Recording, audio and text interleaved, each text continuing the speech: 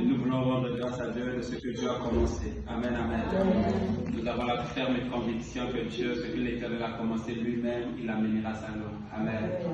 Je suis dans la joie de te voir arriver en ce lieu. Alléluia. Amen. Et je crois que ce que Dieu a commencé ensemble avec nous, Dieu nous donnera à nous tous la force de se soutenir les mains dans les mains pour faire avancer l'œuvre de Mersa. Amen, amen. Amen. Alléluia.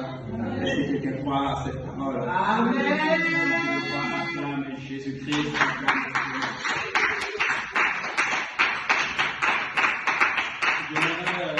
J'aimerais rapidement partager une parole avec toi. Cette parole m'a fait du bien cette semaine. Dieu m'a rappelé quelque chose sur lequel je commençais à ne pas faire attention. Amen, amen. Amen. Le thème de ce soir, le premier amour. Alléluia. Le premier amour. C'est le thème de ce soir. Qu'est-ce que le premier amour? Souvent, nous avons tendance de penser que le premier amour dans notre vie, chacun de nous ici, en tant qu'adulte, même enfant, a déjà connu le premier amour. En tant qu'adulte, des fois, nous pensons que le premier amour dans notre vie, c'est le premier homme ou la première femme que nous avons connue. Et quand quelqu'un nous pose la question, quel est ton premier amour?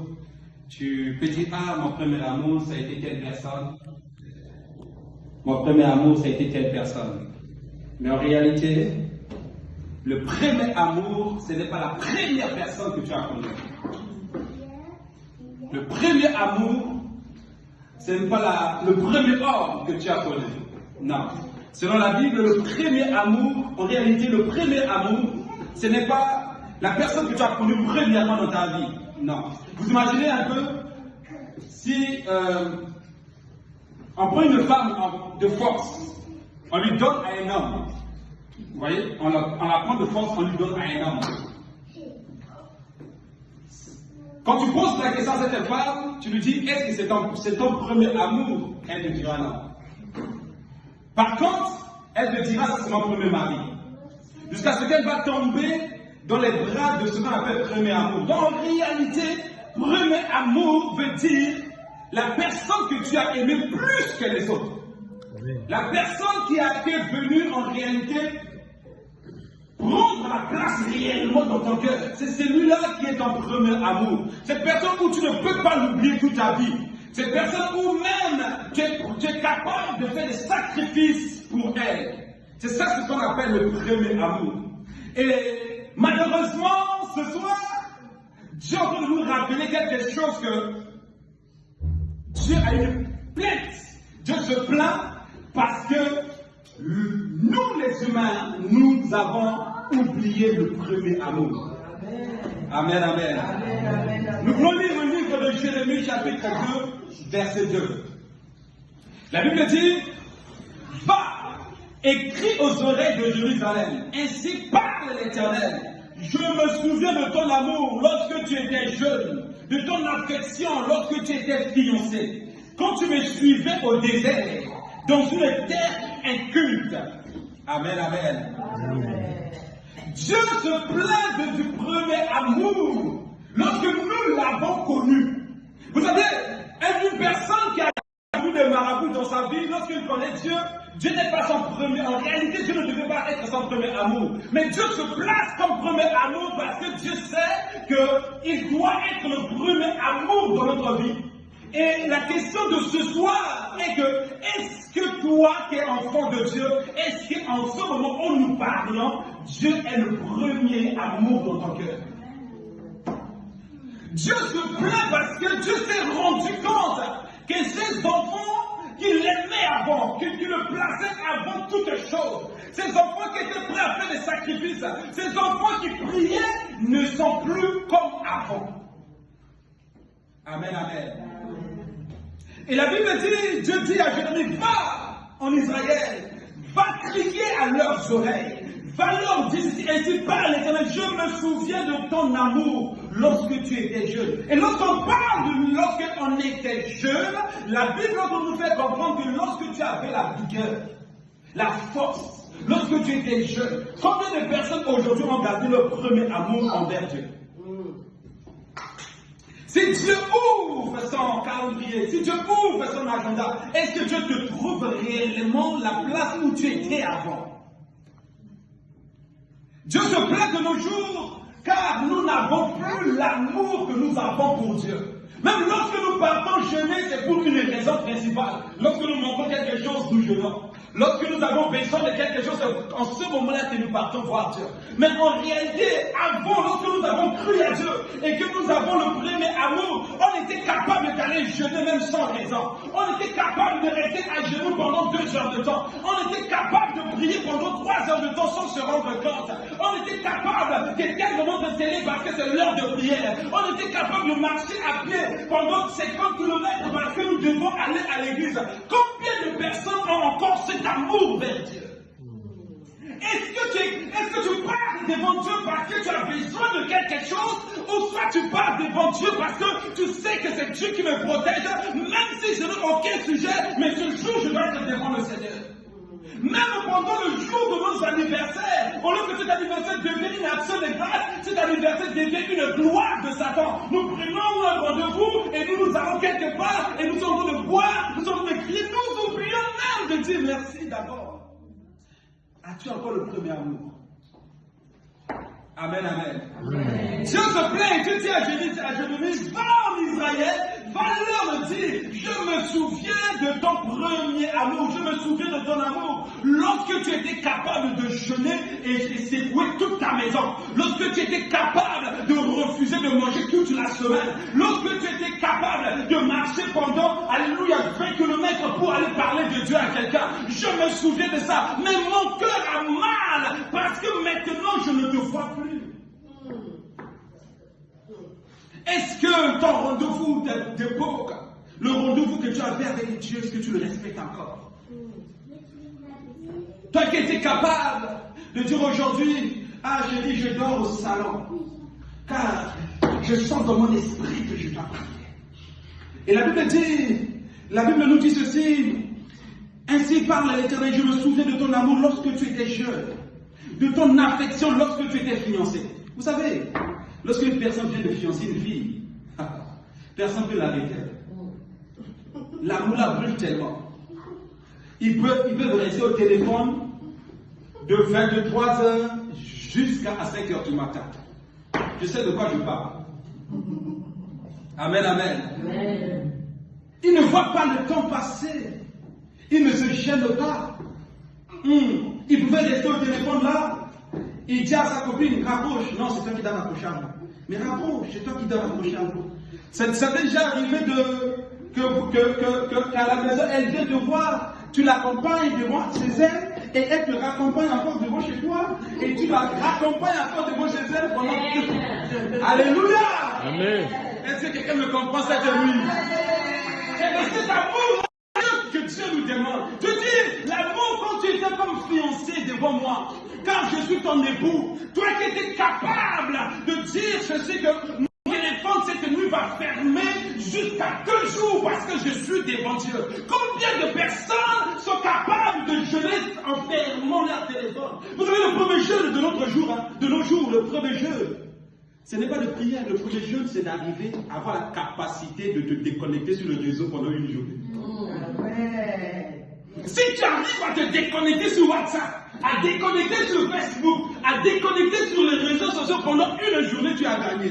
Même 2 fois dans notre jeûne, on ne se rend même pas compte.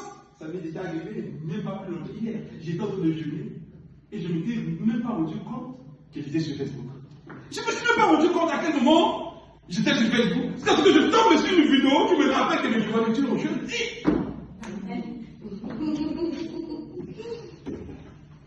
Quelqu'un a-t-il le premier amour? L'amour qui faisait que tu parlais à Dieu. Vous savez, la présence de Dieu, c'est cette puissance qui te place au-dessus de tes ennemis. Et la présence de Dieu se manifeste lorsqu'une personne est capable de faire le sacrifice, capable de fermer son téléphone, capable de se retirer, capable d'être absent pendant 2 jours, capable d'être absent dans son lit pendant 1 semaine, capable d'être absent dans la famille, la réunion de la famille, elle est absente, il est absent, on le cherche, on ne le trouve pas. Et Dieu c'est là où il se trouve. Amen, amen. Un jour, Dieu s'est énervé sur le trône, il a frappé le frère de Moïse et sa sœur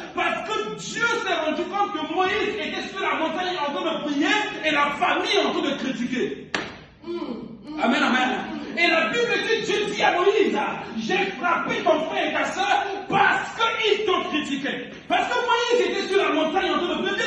Il y a certains combats, tu ne peux pas gagner ça en discutant avec les gens. Il y a certains combats, tu ne peux pas gagner ça en te justifiant avec la famille. Laisse la famille critiquer. Laisse les gens parler comme ils peuvent parler. Mais toi, qui t'es sur nous, reste sur la montagne jusqu'à le petit matin. Il y a certaines choses, laisse Dieu s'en charger. Amen, amen. Donne-toi de la valeur.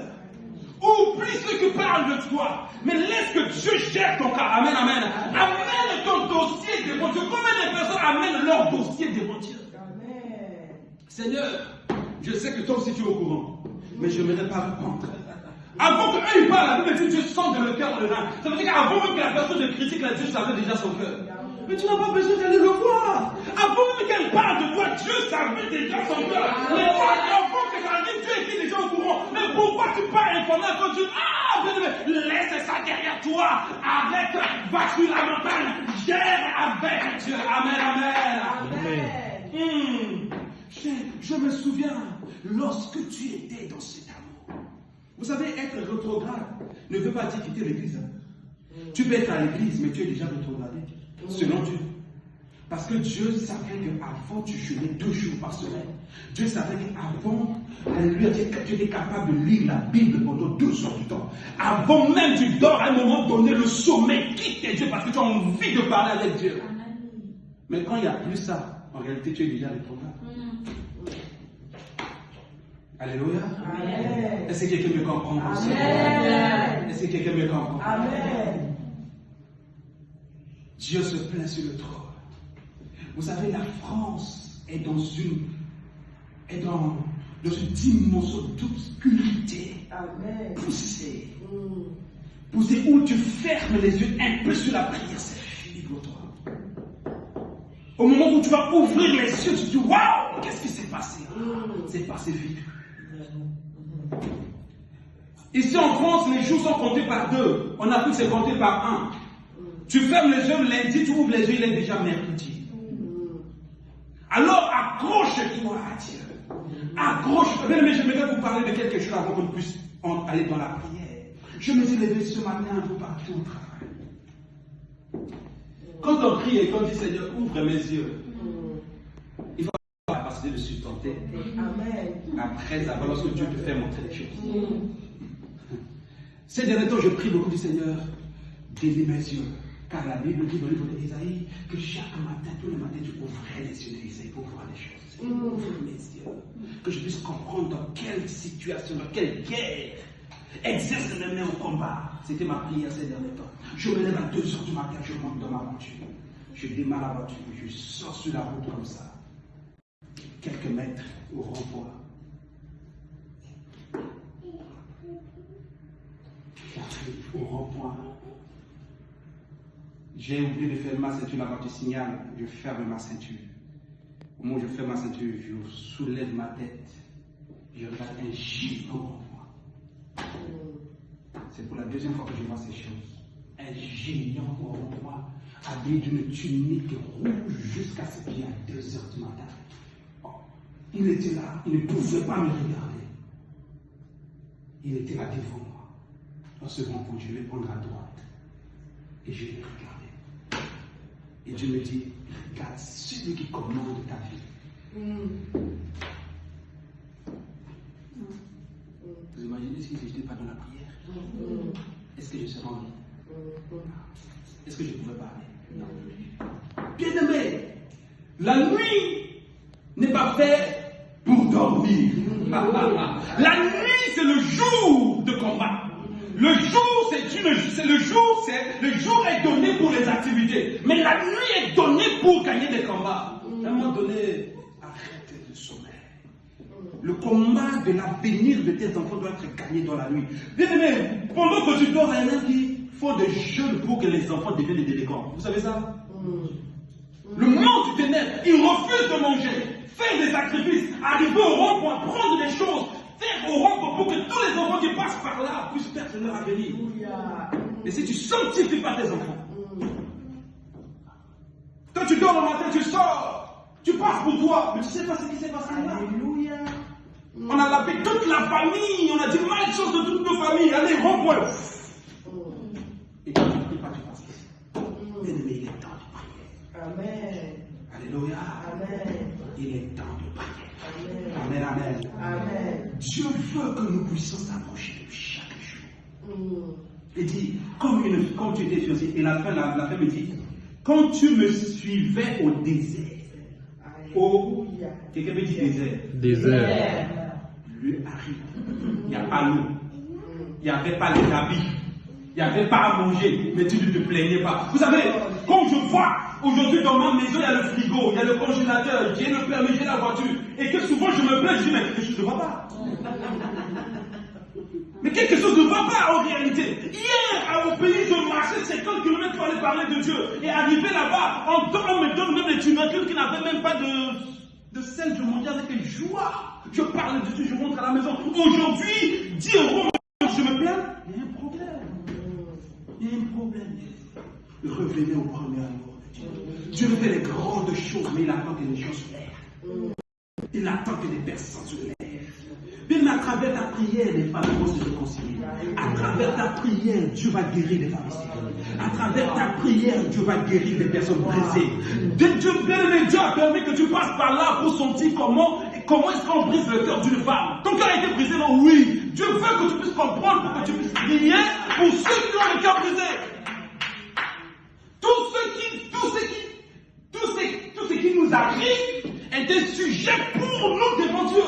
Dieu permet que certaines choses nous arrivent afin que lorsqu'une personne entre nous expliquer des choses, on l'entend avec beaucoup d'attention. Lorsqu'une personne dit que je suis dormi affamé, tu sais combien une personne dort affamée, c'est comment? Tu comprends? Lorsqu'une personne dit que mon mari m'a trompé, tu sais combien ça fait mal quand un mari trompe une femme? Tu dis, lève-toi, on va prier.